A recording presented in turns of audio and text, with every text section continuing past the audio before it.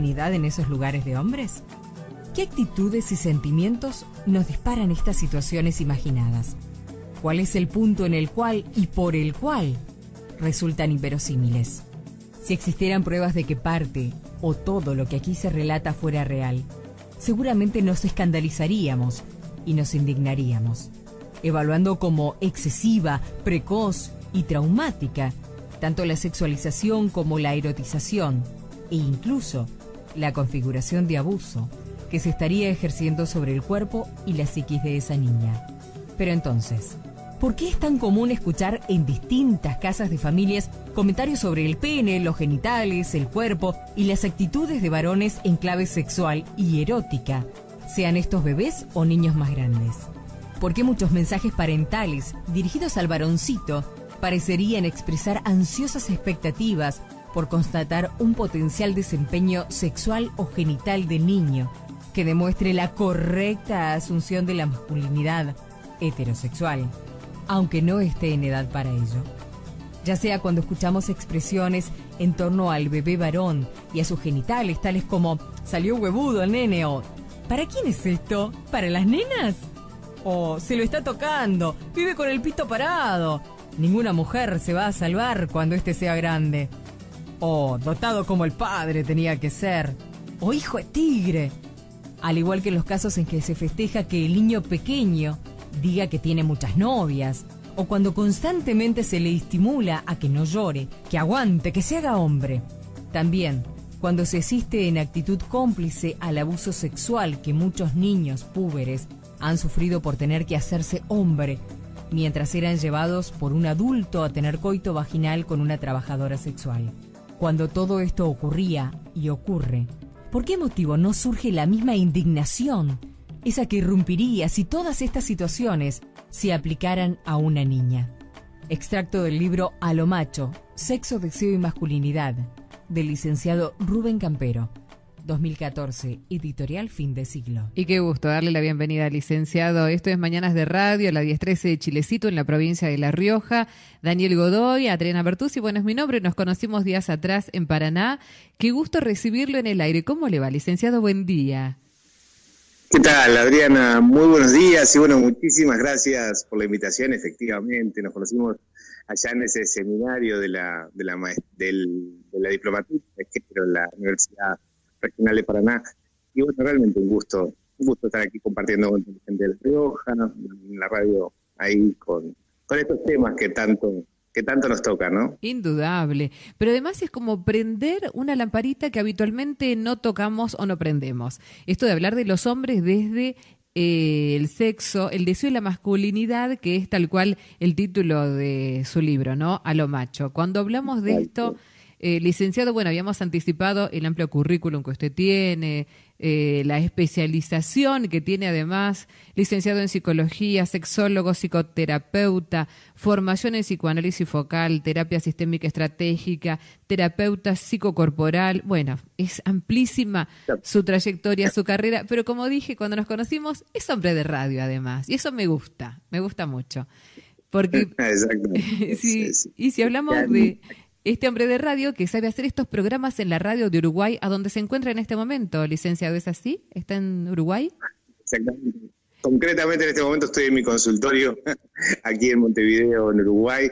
Y bueno, sí, efectivamente, el audio que estaban escuchando es un extracto de uno de mis libros. Tengo 2 libros publicados. El primero es Cuerpos, Poder y Erotismo, escritos inconvenientes, y el segundo es A lo macho, que lo publiqué en 2014 con la editorial Fin de Siglo. Y la voz que ustedes están escuchando efectivamente es de Cintia Caraballo, una compatriota de ustedes, pero radicada aquí en Uruguay hace muchos años, y es la coconductora que tenemos por la radio Metrópolis FM, la 104.9 aquí en Uruguay, que se llama Historias de Piel, el programa, y va todos los domingos a las 21 horas.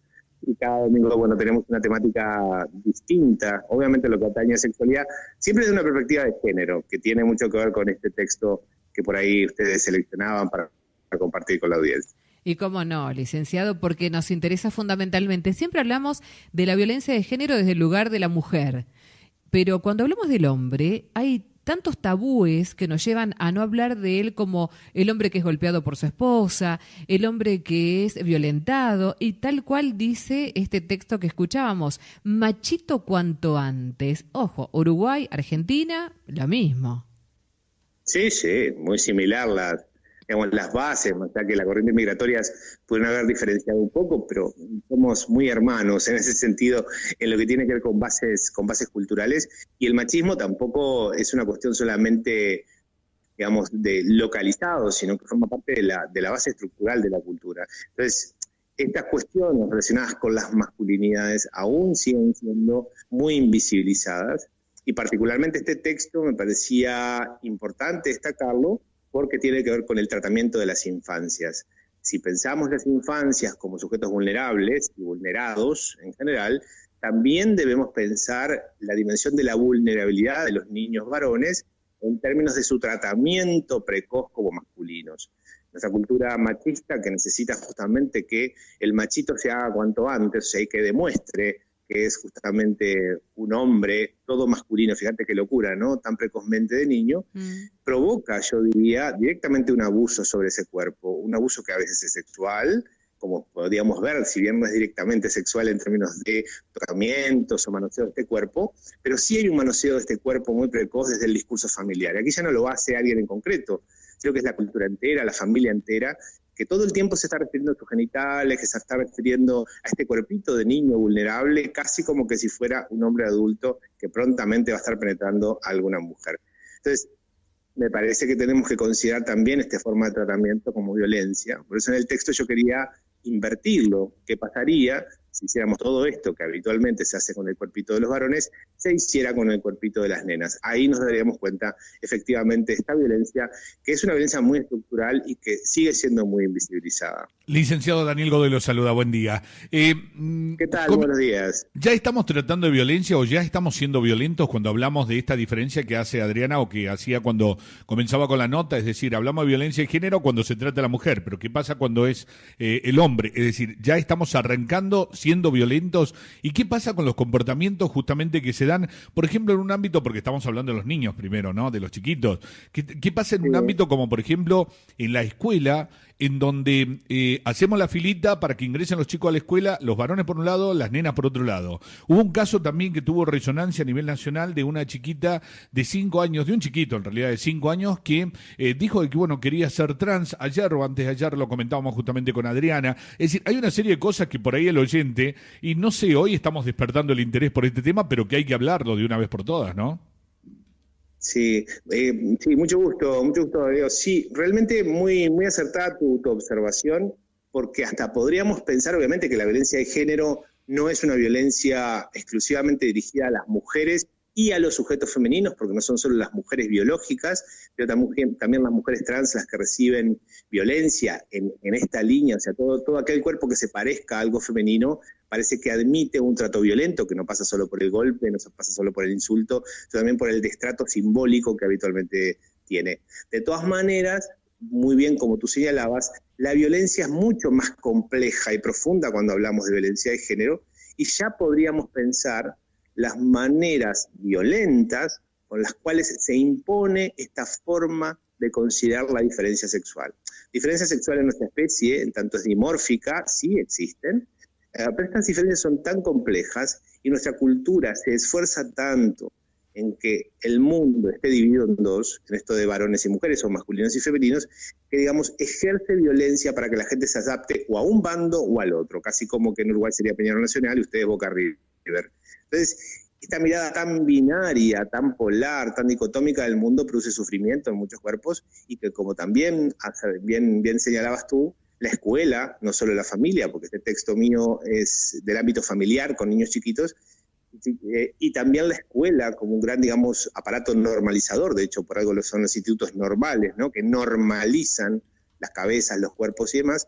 Bueno, ejerce también violencia en esto de las filas, en esto de los baños, que no pasa nada con la diferencia, pero parece que acá el que se quiera mover de esto, y bueno, va a ser castigado, va a ser como excluido. O sea, aquí también tenemos otro registro de la violencia que no solo hacia las mujeres, sino que la violencia también se ejerce de esta división tan extrema que hacemos, y por supuesto que también la violencia recae sobre los varones en términos de masculinidad, que ahora nos extenderemos. Y ahora, Claro. ¿cómo hacemos, licenciado, para no, o sea, desde el lugar de mujeres, en este concepto de la familia, a donde está el bebé, y este relato que hacía también en Machito cuanto antes, cuando hablamos de sus genitales, inclusive durante su niñez también, a ver quién tiene el pitito más grande, a ver dónde hacen pis más lejos, cómo los chicos van Claro. compitiendo en esto, ¿no? Y que las nenas no tienen nada, las nenes sí tienen pitito, las nenas no tienen.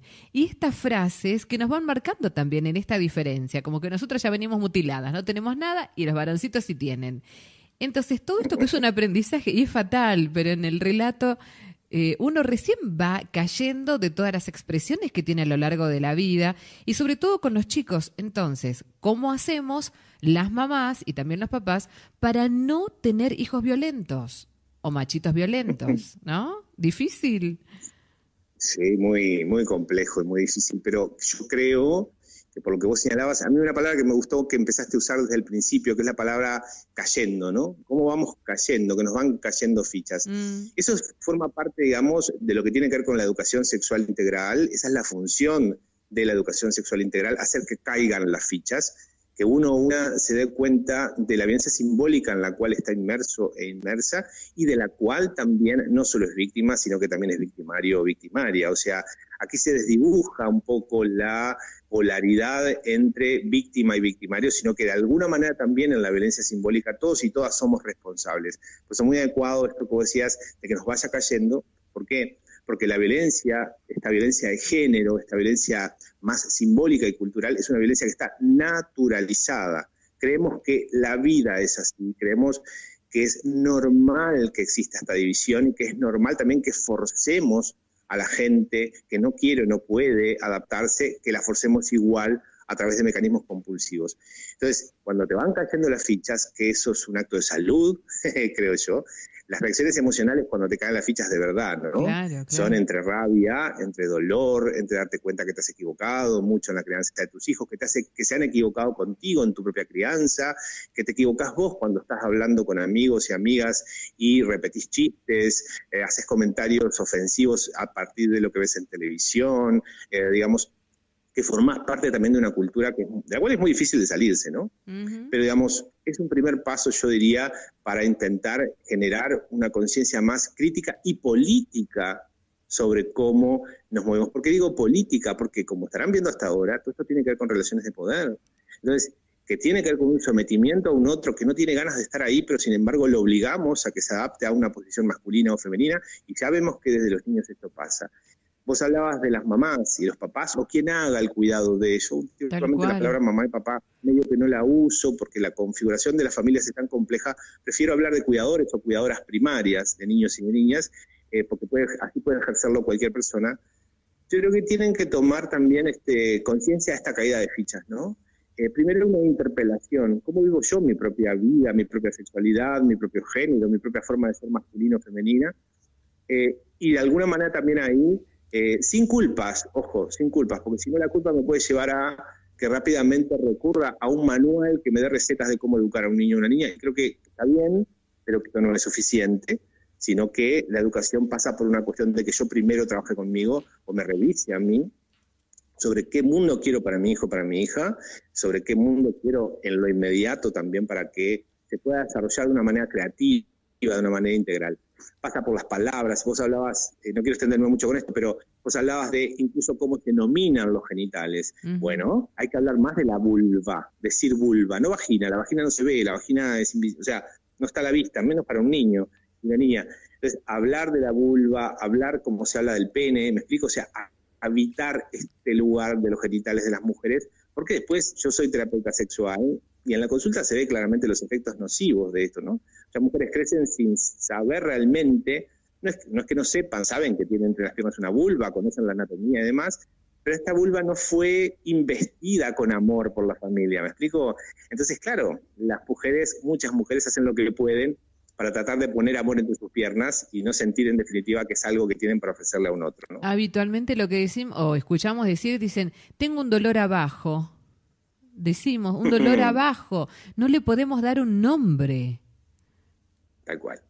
Y esto también la lleva... confusión... Sí, licenciado. No, dígame. Me decía la ¿Hola? confusión. Sí, me decía la confusión. Sí, hay una confusión terrible. Primero, en relación a esto de la vagina y la vulva, ¿no? La vulva parece que fue una palabra que no se conoce, incluso cuando se aplica a las nenas, parece como que esto fuera como muy genitalizada la cuestión. No, las niñas tienen vulva, nacen con vulva. Es una estructura externa de labios, internos, externos, clítoris, meturinario, orificio vaginal, que, digamos, es una estructura anatómica visible. Entonces, me parece importante, digamos, investir el cuerpito de las niñas también en esto de que ellas tienen algo, que no vienen a este mundo castradas, no vienen a este mundo desde la falencia, no es que les falte algo, sino que tienen una cosa distinta. Y que no tomemos el pene como el metro, ¿no? Es la unidad de medida general para los cuerpos y para la vida en general. Entonces, me parece interesante habitar el cuerpo de las mujeres de otro lugar y ayudar también a los hombres a que no se queden tanto en esta hipervaloración del pene. Miren que los supuestos beneficios que la cultura patriarcal le trae a los hombres no son tales. A ver, es tan fácil de enumerar esto. Las guerras matan hombres de una manera impresionante, y esto tiene que ver con valores masculinos, machistas, patrióticos. El fútbol tiene mucho, y para nuestros países también tiene mucho esto de lo bélico, la guerra, la construcción de identidad también, que prende mucho dentro de las masculinidades. Los suicidios, se suicidan mucho más hombres. El tercer factor de riesgo, dice la OMS, para suicidarse es ser hombre. Bueno, me parece que acá tenemos que entrar a pensar cómo es esta violencia de género, si hace que los hombres nos matemos mucho más que las mujeres. Hay algo en nuestra masculinidad que evidentemente está atentando contra nosotros mismos, y bueno, si esto no es violencia, tendríamos que pensar entonces qué entendemos por violencia. Claro, licenciado, aquí le voy a complicar un poco las cosas, le digo, con lo que viene, porque estamos hablando de violencia de género, y hablamos de hechos violentos no físicos, pero también hay una violencia psicológica. Ahora, ¿qué hacemos partiendo del concepto o del precepto, ¿no? Que dice que todo lo que leemos se nos graba un poco más, ¿no? En la memoria y todo eso. Hoy con las redes sociales, yo veo la violencia de género o la violencia en sí, del hombre a la mujer, de la mujer al hombre, la mamá que reclama o que le dice que el padre es lo peor a los chicos, porque los chicos tienen acceso hoy, por ejemplo, al Facebook, que es una de las redes más populares quizás, pero a su vez también está el hombre, que si la mujer no accede a ciertas cuestiones, en fin, bueno, se ha dado inclusive un caso de un karateca en las últimas horas, ¿no? Que él la acosaba por Facebook a una mujer y bueno, después la cruzó en el boliche y ahí, bueno, la golpeó y todo eso. ¿Qué hacemos con esa violencia? ¿Qué hacemos con el Facebook? Particularmente, digo, cuando se da ese maltrato entre las personas. Bien, sí, está muy bien. Yo la expresión ¿qué hacemos? Que claro, en este momento las cuestiones educativas siempre, y de salud, siempre son, bueno, y de económicas también, ¿no? Siempre nos movemos como números rojos, ¿no? Nos movemos en términos de alarma y de urgencia. Bueno, forma parte de la posmodernidad también, como que siempre estar en estas cuestiones que vamos de crisis en crisis, ¿no? Ahora, el hacer concretamente respecto al tema del Facebook es bastante difícil la acción directa, ¿no? Porque uno podría utilizar o pensar en formatos antiguos, que sería la represión, o sea, cortar el acceso a, lo cual es impensado, porque, digamos, la tecnología está por todas partes y demás. Ahora, el uso, evidentemente, que hacemos de los medios de comunicación, en este caso las redes sociales, yo lo que creo que hace es que también, por un lado, amplifica formas de trato violento que ya las personas tenemos, y a su vez también, digamos, al ofrecer un escenario más fácil de ejercicio de esa violencia, también la crea. O sea, me parece que es como que de las dos cuestiones, ¿no? Amplifica una violencia que ya tenemos, que ya teníamos habitualmente en los vínculos, y a su vez también crea nuevas violencias. No, o casualidad, que no es casualidad, con los mismos contenidos de siempre. No estamos inventando nuevos contenidos de violentar. Más allá que hay muchas formas distintas, si nos salimos de género, muchas formas de violencia distintas, que lo que hace, sobre todo las redes sociales, al exponer tanto lo que supone hacer la gente, digamos, produce una especie como de insensibilidad ante la violencia, porque la naturalizamos mucho más. O sea, podemos estar viendo capaz que un video en internet de cómo matan a una persona y por ahí, yo qué sé, ¿no? Los medios generan como todo esto.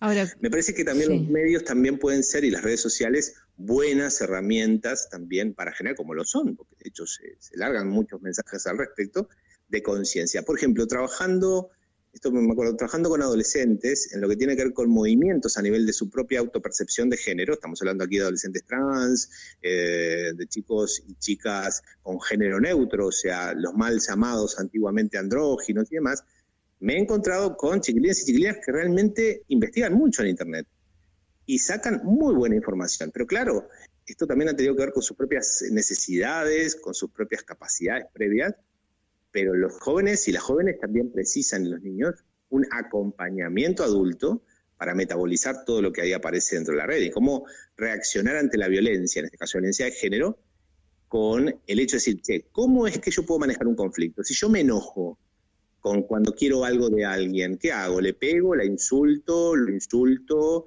lo manipulo, espío sus redes? ¿Qué hago? ¿Entiendes? O sea, me parece que tiene que ver también con cómo es que nos enseñan y seguimos aprendiendo a resolver conflictos, que esto también evidentemente se expresa dentro de las redes sociales. Y lo último, en lo que tiene que ver con violencia de género, ya a nivel de pareja, una profunda revisión, urgente revisión, a nivel de medios, a nivel profesional y más, de qué entendemos por pareja. Tenemos modelos muy restrictivos, opresores, de control mutuo de las parejas, que también potencian como escenario situaciones de violencia de género de las clásicas que conocemos, ¿no? Cuerpos, poder y erotismo, otro de los libros. Exactamente. A donde se habla de esto que también muchas veces lo vemos reflejando, y qué bueno es poder charlarlo en radio, licenciado, el hecho de que usted pueda tener todos los domingos un contacto directo con la gente de Uruguay. Nos encantaría poder tomar también estos programas, de alguna manera robarlos con permiso, porque nos hace tanta falta hablar de sexualidad. Ahora, en Cuerpos, Poder y Erotismo, escritos inconvenientes. Por acá andamos en pleno proceso de elecciones, le cuento. ¿Tiene que ver con esto o no tiene nada que ver? Lo del cuento, sí, o sea, ¿por qué inconvenientes? Porque me parece que una educación sexual integral, un discurso de género que realmente pueda... La palabra no es servir, porque en esta época tan de consumo suena la palabra servir muy utilitaria, aunque también lo práctico y utilitario no está mal, pero lo inconveniente pasa porque los discursos, para que te hagan caer una ficha, como decía, me van cayendo las cosas, tienen que ser un poco inconvenientes. No pueden ser discursos tibios, no pueden ser discursos que solamente sean polite, donde todos y todas, digamos, no sé, sonriamos y digamos, qué lindo todo lo que estoy... No, lo que estoy... discutiendo, lo que estoy debatiendo, intercambiando, pasa por la diferencia. Hay muchas distintas posiciones respecto a estos temas, y cuando además también a mí me empiezan a dar información que me hace caer fichas, que me doy cuenta de que yo también reproduzco la violencia, de que en definitiva mi vida también está oprimida por estos mandatos invisibles que no logro como captar, porque no me pongo a pensar mucho en eso, me voy a enojar.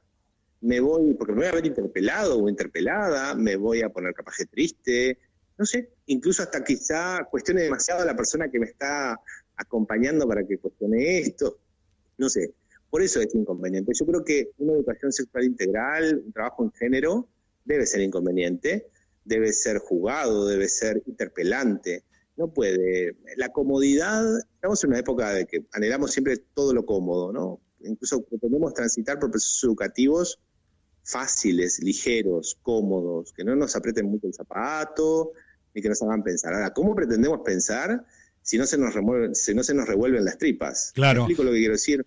Es imposible, me parece a mí, por eso lo de inconvenientes. Licenciado, la educación sexual en la escuela, porque en comunidades chicas, convengamos, ¿no? Y es un tema tabú también en el ámbito familiar, porque en eso no hemos avanzado, no hemos madurado. Entonces la educación sexual comienza quizás en la charla de los chicos que se juntan en la esquina, que van a la plaza, que anda con el spinner, por ejemplo, ahora jugando, y en algún momento se hacen alguna broma y de ahí surge la charla o el mayorcito que le enseña. Las nenas calculo que debe ser más o menos parecida a la situación, ¿no? Educación sexual, ¿en la casa, en la escuela, o cómo hacemos con el tema para hablarlo, al tema justamente con los chicos?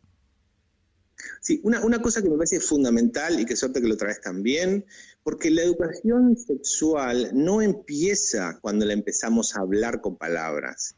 La educación sexual empieza incluso antes de que la persona sea concebida. Ya cuando se planifica un niño o una niña, ya se le están, digamos, simbólica e inconscientemente atribuyendo valores y expectativas sobre lo que queremos que ese niño o esa niña venga a hacer este mundo y a nuestras vidas. Ponemos un nombre, vamos, y ya cuando hay un embarazo se va a hacer una ecografía, esta ecografía si revela que es nena o varón, ya empezamos toda una construcción de cuentos, de narrativas, sobre cómo queremos que esta nena en particular sea, o este nene en particular sea. Va mucha herencia a partir del nombre, los comentarios que las personas hacen respecto a las panzas de las embarazadas, de si está en punta, que si está redonda, esto va a determinar supuestamente, según el folclore, si es varón o mujer, hasta expresiones misóginas, que yo no sé si ahí se manejan, pero aquí en Uruguay sí, de gente que dice, sí, segura que estás embarazada una nena porque estás fea, y las nenas afean a las mamás. Sí, fíjate qué expresión tan misógina. Por favor. Bueno, esto ya es educación sexual. La educación sexual, la que más nos queda, esta que hace que, digamos, tengamos fichas sin caer, y que es la que empiezan a caer cuando tomamos contacto con un discurso más interpelante, forma parte de una educación sexual informal que está en la casa, esa que se aprende sin que seamos conscientes de lo que estamos aprendiendo. Se aprende por los comentarios de mamá o papá, se aprende por cómo mamá y papá mueven su cuerpo, se aprenden por lo que vemos en la tele, se aprenden por los comentarios, aunque hablemos de los ravioles del domingo, no interesa. Siempre hay contenidos que, digamos, tienen que ver con lo sexual. Y después, obviamente, el grupo de pares, los amigos, la escuela. Las escuelas, por ejemplo, el concepto que se trabaja es el currículum oculto. Cuando nosotros el domingo pasado hablamos de educación sexual integral en historias de piel, yo mostraba, por ejemplo, un texto de que se trabajaba, por ejemplo, para aprender a leer, de primer año de colegio, escuela. Y, por ejemplo, decía, Eva lava platos, lo lavé. O sea, el dibujito era una nena lavando platos, un libro antiguo, ¿no? Y el nene mirándola. La idea era aprender la V corta, la V, digamos, pero evidentemente se estaba mostrando una escena muy machista, vinculada con la división sexual del trabajo, las tareas domésticas y más. Eso es el currículum oculto. El currículum oculto, lo mismo que la educación sexual informal, en la casa, esto que yo decía que se aprende de los gestos, de las palabras, de los ravioles del domingo, son los que más nos quedan. Por eso es que son tan difíciles de poder rastrear y nos molesta tanto cuando alguien no los viene a cuestionar. Porque es el mundo que construimos, es lo que creemos verdad de la vida, de alguna manera, aunque nos haga sufrir. Ahora, licenciado, lo que pasa es que la educación dígame. sexual la tenemos asociada a la escuela, con la palabra explícita de contarle a los chiquilines cómo se tienen relaciones sexuales. Sí, Adriana. Quería hablar de esto desde el lugar de mamá, ¿no? Y Dani tan interesado también en el tema de cómo podemos hacer para construir un hombre o una mujer feliz desde la misma concepción. Porque al fin de cuentas, esto de estar en la zona de confort, en lo personal, cada uno, de entender que donde está bárbaro, que bien, estoy genial, estoy feliz, cuando en realidad empezamos a desgranar todo esto que es no tan solo nosotros mismos, sino también en la concepción misma y poder hacer hombrecitos y mujeres felices. En esta charla que usted daba, en este taller, en esta capacitación que dio en la Universidad de Paraná, decía, bueno, en realidad todos vamos haciendo lo que podemos y cuando llegamos a la adultez tenemos la responsabilidad también de ir corrigiendo esto que quizás aprendimos mal y no siempre se hace. No, claro, no. Porque de construir todo esto es doloroso. Fíjate que también cuando vos... Bueno, pero esto le pasa a mucha gente, ¿no? Dice, yo por ejemplo con mis hijos no voy a hacer lo que hicieron conmigo con mis padres, o voy a hacer lo mismo, no sé, pero hay una ruptura, hay un corte generacional también que se tiene que hacer con las cosas que uno aprendió, porque para eso es parte uno de la cadena generacional, es para generar cosas nuevas, ¿verdad? O sea, si uno simplemente se dedica a aplicar lo que le enseñaron, por más que considere que estuvo bueno, pero entonces no hay cambio, no hay movimiento, no hay evolución, ¿no? Entonces, me parece importante también poder, esto que vos decías de generar personas felices. Felices no es personas contentas en términos de, porque hoy por hoy el neoliberalismo, hoy por hoy la sociedad de consumo, digamos, nos plantea que la felicidad pasa por estar en un estado de exaltación, ¿se entiende? O sea, claro. Y no, en realidad la exaltación dura muy poquito, dura lo que dura la noche, cuando baja el efecto, la realidad cae. Claro. Entonces, me parece interesante también construir una felicidad, no como estado permanente, sino como momentos, y también no sacarle el cuerpo a lo que tiene que ver con el malestar. Vos decías salir de la zona de confort. El malestar, el dolor, no son malas palabras. Que vivamos en regiones o tengamos formas de vida donde el dolor está demasiado presente y la opresión está demasiado presente, bueno, ese es otro tema, pero el dolor nos ayuda también, y no lo digo desde un lugar judío-cristiano, sino que el dolor nos ayuda también a poder elaborar cuestiones. Entonces, la felicidad me parece que tiene que ser, en ese sentido, más realista, sin exaltación, sin farmacologizar la felicidad, e intentar justamente, digamos, tener un equilibrio respecto a esto y sobre todo una empatía con el otro. Sin duda. Y ahí es donde volvemos a la violencia. Sin duda. Si no hay empatía, hay violencia. Eso es un hecho. Licenciado, ya para concluir y dejarlo en libertad, sé que tiene que empezar a atender a su gente, a sus pacientes. Sí. Le mostré un video que usted lo vio y me dijo, esto es misoginia, por favor. Ese video que nos hicieron luego de un reportaje de determinado funcionario y pensamos que desde ese lugar puedo venir porque además un ataque muy oculto en la oscuridad porque se viralizó a través de WhatsApp o lo fueron pasando a través de WhatsApp. En esa cobardía, ¿quién lo pudo haber hecho desde el lugar que estamos hablando? ¿A quién se le puede ocurrir hacer algo así? Y además, ¿quién lo pasa para que otros lo vean? Claro. Ese tema, sí, yo lamentablemente lo vi muy triste, ¿no? O sea, pero lo interesante de esto, cuando esto se constituye en un ataque, cuando se constituye en un instrumento de violencia, es interesante pensar por qué se elige eso y no otra cosa. Porque si alguien puede estar, por ejemplo, en descontento, en desacuerdo, e incluso si intenta violentar, lo podría haber hecho de otra manera. ¿Me explico? No sé, no se me ocurre de qué otras maneras, pero seguramente hay muchas maneras, o directamente también podría haber confrontado sin violentar. Es decir, che, mira, yo no estoy de acuerdo con lo que dijiste, no sé. Ahora, lo que me parece súper interesante, aunque muy doloroso, es que se apele a este recurso. No solamente en lo que tiene que ver con una circulación anónima, eso es lo que permite, volviendo a lo que decía Darío, ¿no? de las redes sociales, acceso anónimo, sino también que la temática pornosexual, ¿me explico? O sea, donde involucra, digamos, parece que todo lo que tiene que ver con lo sexual, porque es misógino justamente, porque lo sexual degradaría a una mujer. ¿Me explico? O sea, claro. Esto pasa, pero ha pasado con mucho. En Argentina ha pasado, Uruguay hay muchos ejemplos donde las condenadas son mujeres, cuando en esos videos también, aunque son incluso videos reales, le ha pasado a gente conocida, pero las condenadas socialmente son las mujeres. Entonces, a ver, en ese video están participando hombres y mujeres. No me refiero al video al cual vos haces referencia, porque claramente es una truchada, bueno, no. Pero digo, lo interesante es por qué se explota la figura hipersexualizada de una mujer para degradarla. Es que la autonomía sexual de una mujer, el deseo de una mujer de hacer cosas, la constituye, digamos, en una figura negativa.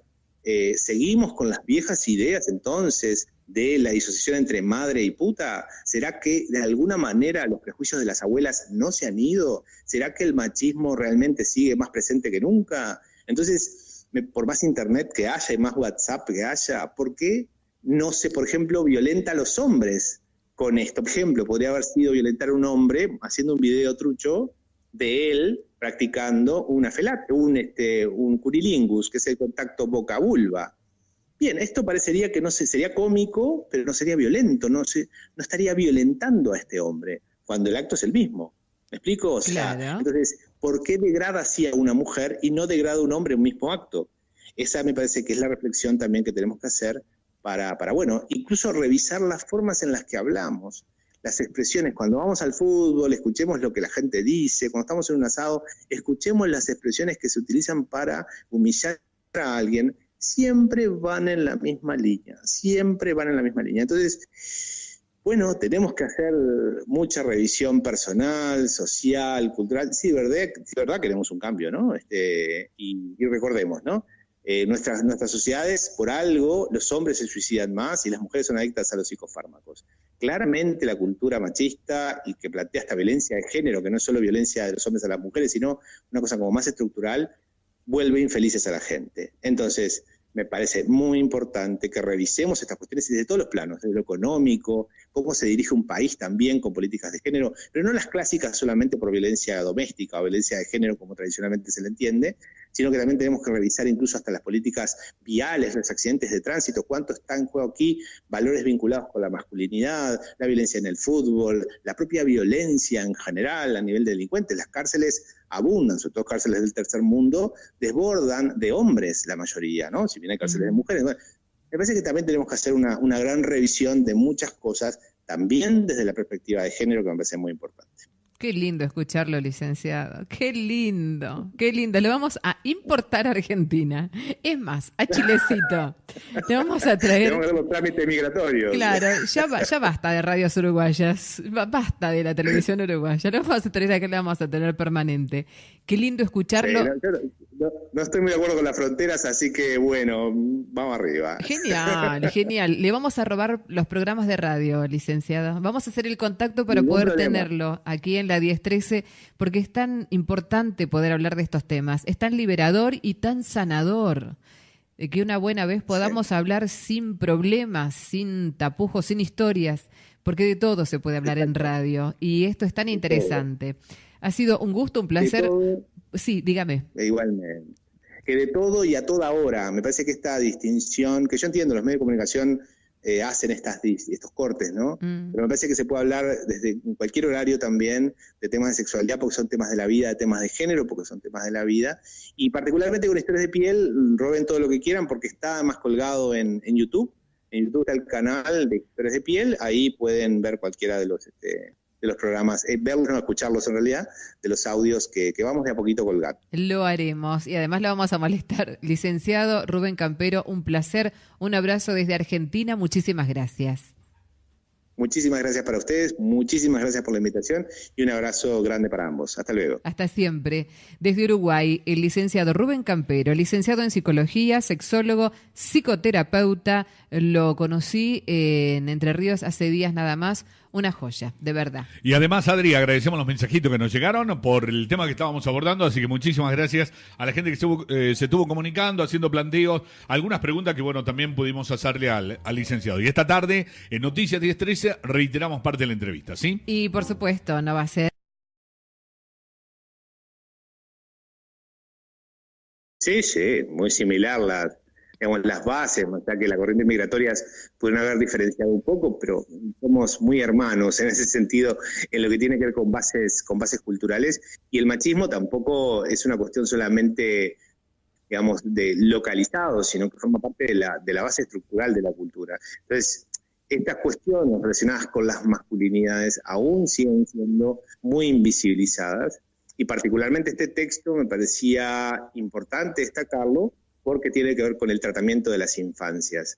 Si pensamos las infancias como sujetos vulnerables y vulnerados en general, también debemos pensar la dimensión de la vulnerabilidad de los niños varones en términos de su tratamiento precoz como masculinos. Nuestra cultura machista, que necesita justamente que el machito se haga cuanto antes, o sea, que demuestre que es justamente un hombre todo masculino, fíjate qué locura, ¿no? Tan precozmente de niño, provoca, yo diría, directamente un abuso sobre ese cuerpo, un abuso que a veces es sexual, como podríamos ver, si bien no es directamente sexual en términos de tratamientos o manoseo de este cuerpo, pero sí hay un manoseo de este cuerpo muy precoz desde el discurso familiar. Aquí ya no lo hace alguien en concreto. Exactamente. Concretamente en este momento estoy en mi consultorio, aquí en Montevideo, en Uruguay, y bueno, sí, efectivamente, el audio que estaban escuchando es un extracto de uno de mis libros. Tengo 2 libros publicados. El primero es Cuerpos, Poder y Erotismo, escritos inconvenientes, y el segundo es A lo macho, que lo publiqué en 2014 con la editorial Fin de Siglo. Y la voz que ustedes están escuchando efectivamente es de Cintia Caraballo, una compatriota de ustedes, pero radicada aquí en Uruguay hace muchos años, y es la coconductora que tenemos por la radio Metrópolis FM, la 104.9 aquí en Uruguay, que se llama Historias de Piel, el programa, y va todos los domingos a las 21 horas.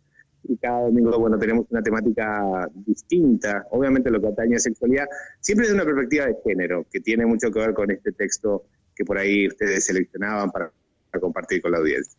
Y cómo no, licenciado, porque nos interesa fundamentalmente. Siempre hablamos de la violencia de género desde el lugar de la mujer, pero cuando hablamos del hombre hay tantos tabúes que nos llevan a no hablar de él como el hombre que es golpeado por su esposa, el hombre que es violentado, y tal cual dice este texto que escuchábamos, machito cuanto antes. Ojo, Uruguay, Argentina, lo mismo. ¿Virginidad en esos lugares de hombres? ¿Qué actitudes y sentimientos nos disparan estas situaciones imaginadas? ¿Cuál es el punto en el cual y por el cual resultan inverosímiles? Si existieran pruebas de que parte o todo lo que aquí se relata fuera real, seguramente nos escandalizaríamos y nos indignaríamos, evaluando como excesiva, precoz y traumática tanto la sexualización como la erotización e incluso la configuración de abuso que se estaría ejerciendo sobre el cuerpo y la psiquis de esa niña. Pero entonces, ¿por qué es tan común escuchar en distintas casas de familias comentarios sobre el pene, los genitales, el cuerpo y las actitudes de varones en clave sexual y erótica, sean estos bebés o niños más grandes? ¿Por qué muchos mensajes parentales dirigidos al varoncito parecerían expresar ansiosas expectativas por constatar un potencial desempeño sexual o genital del niño que demuestre la correcta asunción de la masculinidad heterosexual, aunque no esté en edad para ello? Ya sea cuando escuchamos expresiones en torno al bebé varón y a sus genitales, tales como... ¿Qué tal, Adriana? Muy buenos días y bueno, muchísimas gracias por la invitación. Efectivamente, nos conocimos allá en ese seminario de la diplomatura de género en la Universidad Regional de Paraná. Y bueno, realmente un gusto estar aquí compartiendo con la gente de La Rioja, en la radio, ahí con estos temas que tanto nos tocan, ¿no? Indudable. Pero además es como prender una lamparita que habitualmente no tocamos o no prendemos. Esto de hablar de los hombres desde el sexo, el deseo y la masculinidad, que es tal cual el título de su libro, ¿no? A lo macho. Cuando hablamos de esto, licenciado, bueno, habíamos anticipado el amplio currículum que usted tiene, la especialización que tiene además, licenciado en psicología, sexólogo, psicoterapeuta, formación en psicoanálisis focal, terapia sistémica estratégica, terapeuta psicocorporal. Bueno, es amplísima su trayectoria, su carrera, pero como dije, cuando nos conocimos, es hombre de radio además, y eso me gusta mucho. Porque sí. Y si hablamos de este hombre de radio que sabe hacer estos programas en la radio de Uruguay, a donde se encuentra en este momento, licenciado, ¿es así? ¿Está en Uruguay? Salió huevudo el nene, o ¿para quién es esto? ¿Para las nenas? ¿O se lo está tocando? Vive con el pito parado. Ninguna mujer se va a salvar cuando este sea grande. O dotado como el padre tenía que ser. O hijo de tigre. Al igual que en los casos en que se festeja que el niño pequeño diga que tiene muchas novias, o cuando constantemente se le estimula a que no llore, que aguante, que se haga hombre. También, cuando se asiste en actitud cómplice al abuso sexual que muchos niños púberes han sufrido por tener que hacerse hombre, mientras eran llevados por un adulto a tener coito vaginal con una trabajadora sexual. Cuando todo esto ocurría y ocurre, ¿por qué motivo no surge la misma indignación, esa que irrumpiría si todas estas situaciones se aplicaran a una niña? Extracto del libro A lo macho, sexo, deseo y masculinidad, del licenciado Rubén Campero, 2014, editorial Fin de Siglo. Y qué gusto darle la bienvenida al licenciado. Esto es Mañanas de Radio, la 1013 de Chilecito, en la provincia de La Rioja. Daniel Godoy, Adriana Bertuzzi, bueno, es mi nombre, nos conocimos días atrás en Paraná. Qué gusto recibirlo en el aire. ¿Cómo le va, licenciado? Buen día.